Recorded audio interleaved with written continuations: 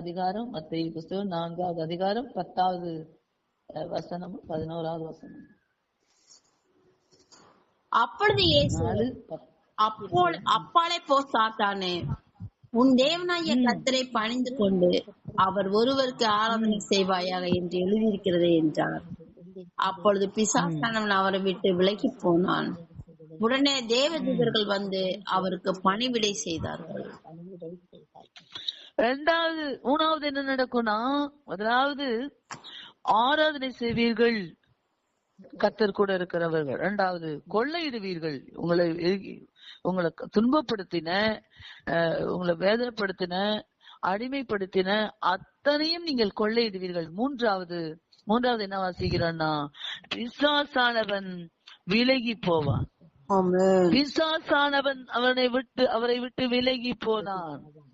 அங்க வாசிக்கிறோம், அப்பொழுது இயேசு அப்பாலே போ சாத்தானே, உன் தேவனாகிய கர்த்தரை பணிந்து கொண்டு அவர் ஒருவருக்கு ஆராதனை செய்வாயாக என்று எழுதியிருக்கிறதே.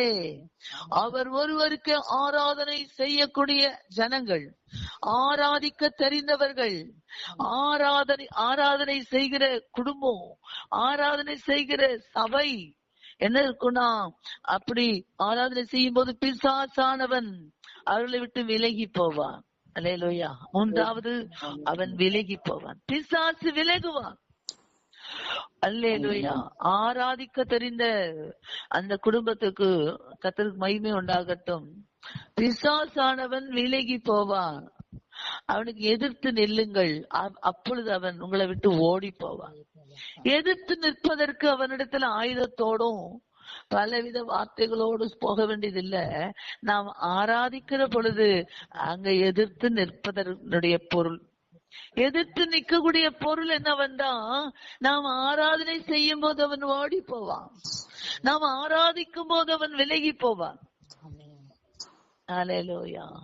புரிந்து கொள்ள வேண்டும். நாம ஆராதனை எங்க செய்யறோமோ அவங்க ஓடி போவா. நாம அங்க போயிரு, இங்க வந்துரு, அங்க போய் நம்ம ஒரு ஜெபம் பண்ண சொல்லுவோம், அங்க ஒரு லெட்டர் போடுவோம், இங்க ஒரு போன் பண்ணி சொல்லிடுவோம், இந்த மாதிரி ரொம்ப பிரச்சனை, ரொம்ப அடிப்பட்டு கிடக்குறேன், கஷ்டமா இருக்கு, எங்களுக்காண்டி ஜெபிங்க அப்படி சொல்ல வேண்டியதில்லை. ஆராதனை ஏறெடுக்கும் போது, ஆராதிக்கும் போது அவன் ஓடி போவான். கர்த்தருக்கு மகிமை உண்டாகுது. விலகி போவான். எங்க ஆராதனை இருக்கோ, எங்க ஜெபம் இருக்கோ, எங்க வேத வாசிப்பு இருக்கோ, அவன் அங்க விட்டு ஓடி போவான். அவங்க இருக்க முடியாது, வந்து பார்த்துட்டு இங்க உள்ள நுழைய முடியாத அப்படின்னு சொல்லிட்டு ஓடி போவான், விலகி போயிடுவான். கர்த்தருக்கு மகிமை உண்டாகட்டும். இயேசு நல்லவர். அதனால அன்பானவர்களே, நீங்களும் நானும் தெரிந்து கொள்ள வேண்டும், ஆராதனை அவ்வளோ பெரியது, வேத வாசிப்பு அவ்வளோ பெரியது, நம்ம ஜெபம் அவ்வளவு பெரியது, நம்ம ஸ்தோத்திரம் நம்முடைய ஒவ்வொன்றும் பெரியது. கர்த்தருக்கு மகிமை உண்டாகட்டும். இயேசு நல்லவர், இயேசு நல்லவர். அல்லேலூயா. இயேசு நல்லவர். இன்னொரு வசனத்தை காமிக்கிறேன். கர்த்தருக்கு மகிமை உண்டாகட்டும். நியாயாதிபதிகளின் புஸ்தகம் 10வது அதிகாரம் 16வது வசனம். நியாயாதிபதிகளின் புஸ்தகம்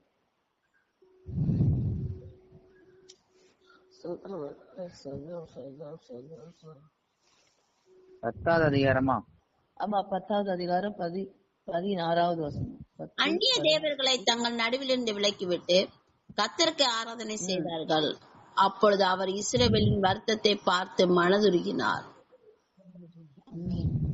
அந்நிய தேவர்களை தங்கள் நடுவில் இருந்து விலக்கி விடுவாங்க, அந்நிய காரியங்களை விலக்கி போடுவார்கள், அந்நிய பேச்சுவார்த்தைகளை விலக்குவார்கள், அந்நிய என்னெல்லாம் அப்படி அதுக்கு சம்பந்தம் இல்லாத இருக்கிறதோ அத்தனையும் விலக்குவாங்க. அவங்களுக்குள்ள அது நடக்கும், அந்த வீட்டுக்குள்ள அது நடக்கும், அந்த வீட்டுக்குள்ள அது நடக்கும்.